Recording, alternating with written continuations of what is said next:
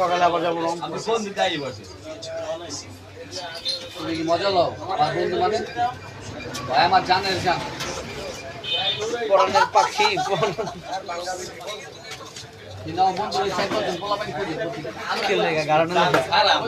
আমি আর কইছি বন্ধু তুই আর থাকিস না সময় কম বিপদে বিপদে পর্ব করে আমরা তো মিস করতাম ওরা তো বেশি মুশকিল